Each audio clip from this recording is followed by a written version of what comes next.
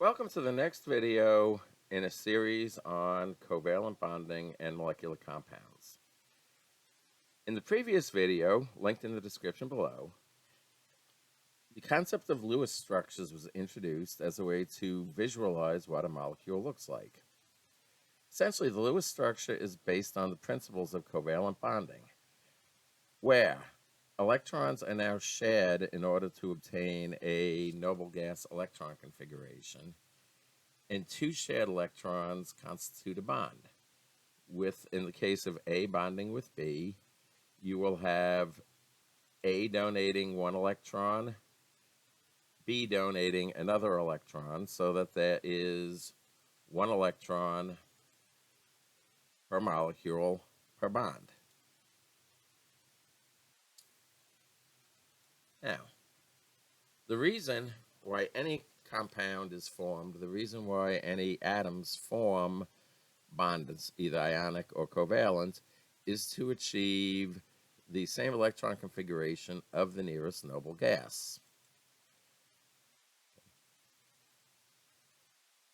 Generally speaking, this is called the Octet Rule because the noble gases are group 8, and this usually involves each atom having 8 electrons.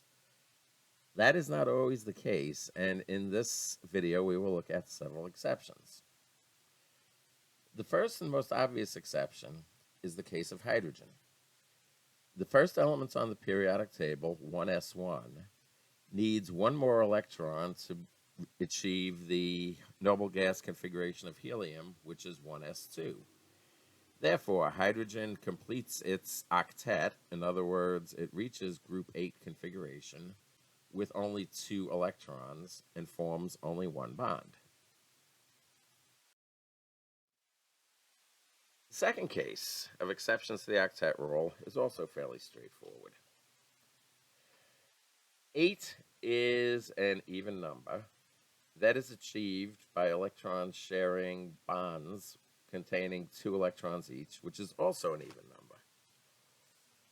What happens if you happen to have a compound that only has an odd number of electrons? For example, the compound NO. If one counts the valence electrons, nitrogen is in group 5 and has 5 electrons. Oxygen is in group 6, contributing 6 electrons. That gives a total now of 11. When one draws the skeleton with one single bond connecting the nitrogen and oxygen, you've used up 2 of your electrons and you now have 9. However, with one bond, nitrogen and oxygen each need 6, so you're a total of 12 electrons short. You only have 9. Generally speaking, when one is short electrons, one forms a bond. So in this case, adding another bond leaves me with 7 electrons. However, each atom with 2 bonds needs 4 electrons. I need 8 electrons, but I only have 7 electrons left. In this case, viewing the periodic table and the trends is helpful. Oxygen is further to the right and closer to fluorine than nitrogen is. Therefore, it is the more electronegative of the 2 elements, so the most electronegative element in the bond is the one that gets the complete octet. This leaves nitrogen with only 3 electrons. This is a type of compound now called a radical. A radical is any compound that has a single, lone, unshared, unpaired electron. Since electrons enjoy being paired up, this is what makes radicals highly reactive. Once they enter a system with an odd number of electrons, that odd number is propagated, so there is always one compound present that is looking for another electron.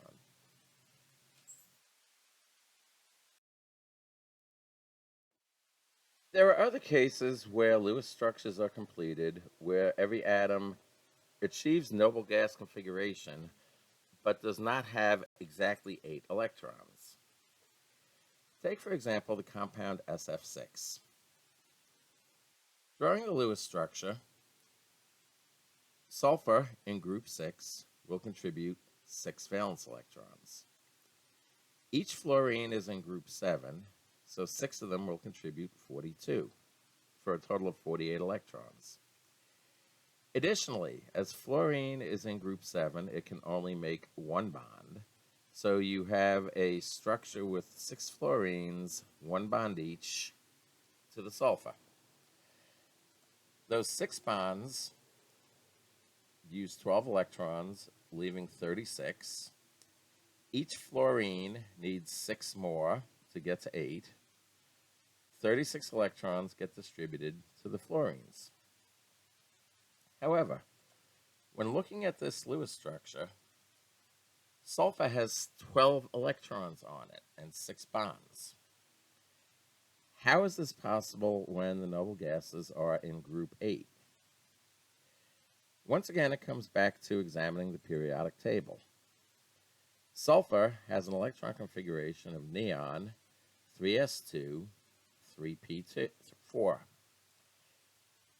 If you recall where the electron configurations come from, the valence electrons in sulfur are in the third energy level, the third shell, where n equals 3.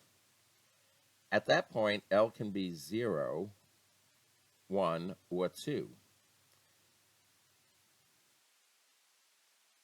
Turns out L equals 0 is an S, L equals 1 is a P, L equals 2 is a D.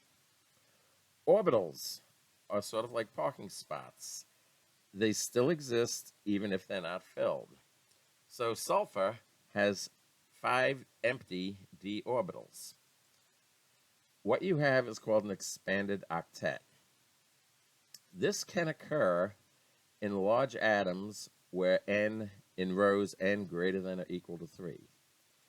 In this case, empty d orbitals are present, and although not required, they may be used to form bonds with more than 8 electrons. This also indicates the value and importance of the Lewis structure. You draw the structure first and then use that to draw all of your conclusions. You don't know beforehand that sulfur is going to have 12 electrons. Sulfur doesn't always have 12 electrons, but in this case, with fluorine only forming 1 bond, it's required to have more than 8 electrons to complete the Lewis structure.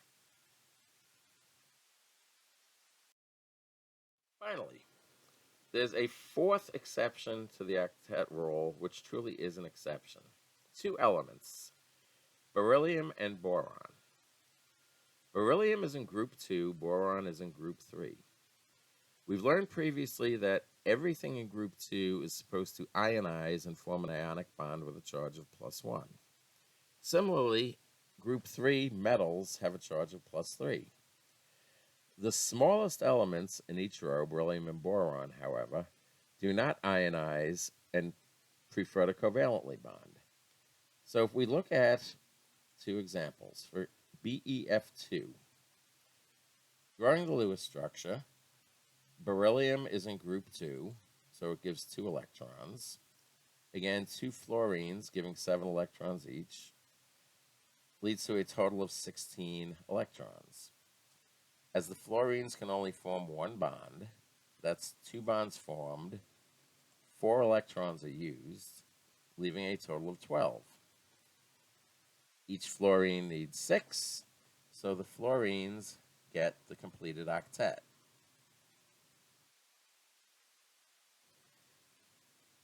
Another example,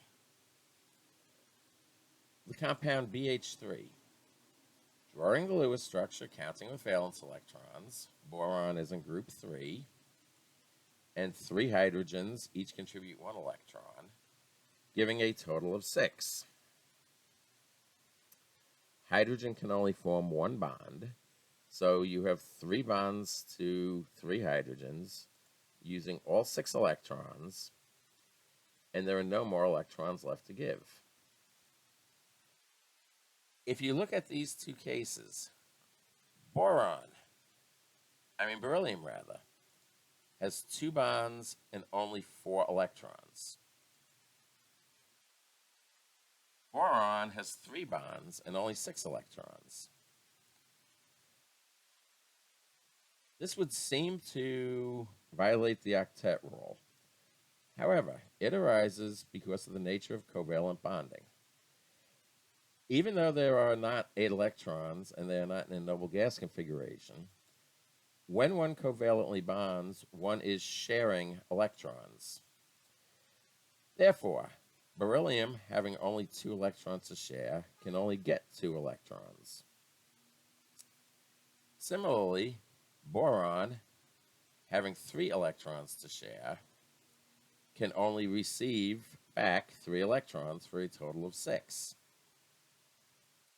Boron and beryllium are the true exceptions to the octet rule in the periodic table, and as with most exceptions, they are the ones that should be remembered. So,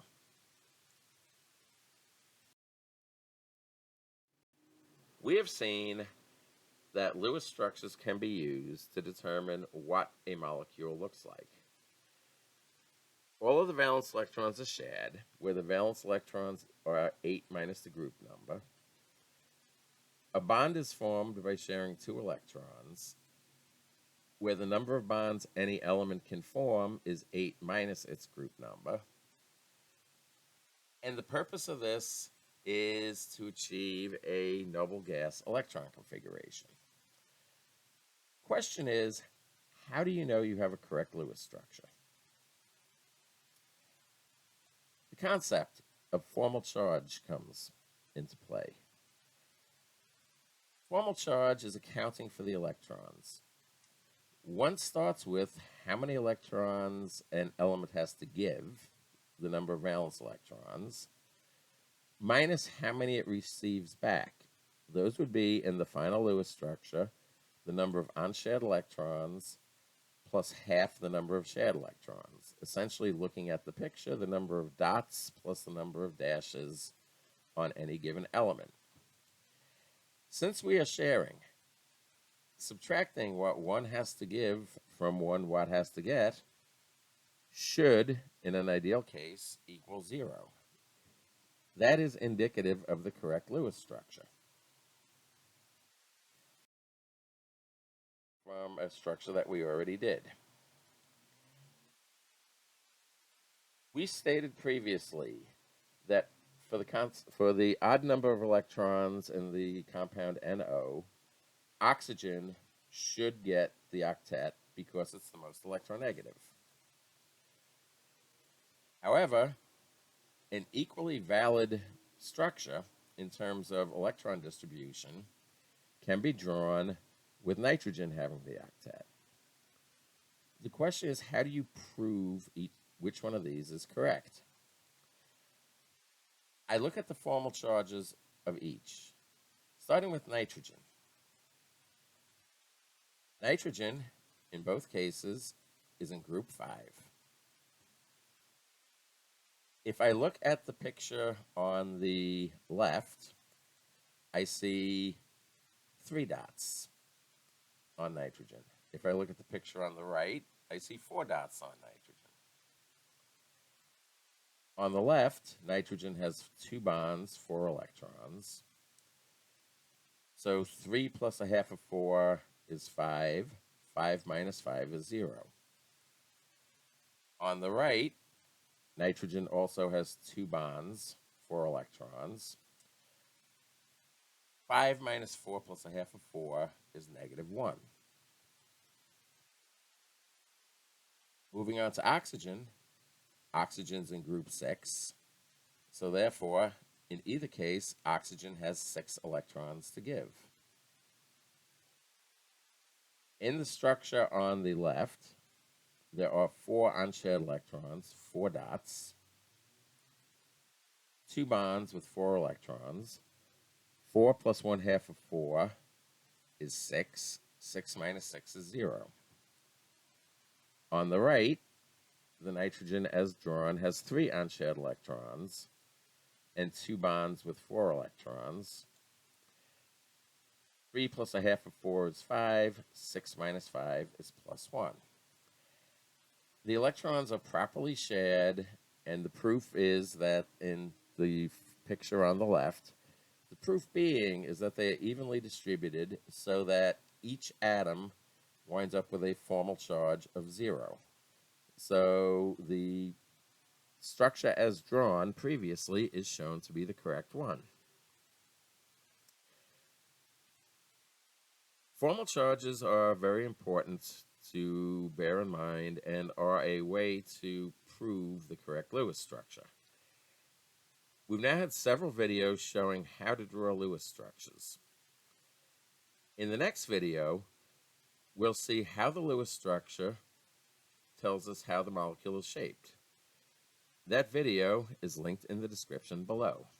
Thank you very much, and I hope you found this useful.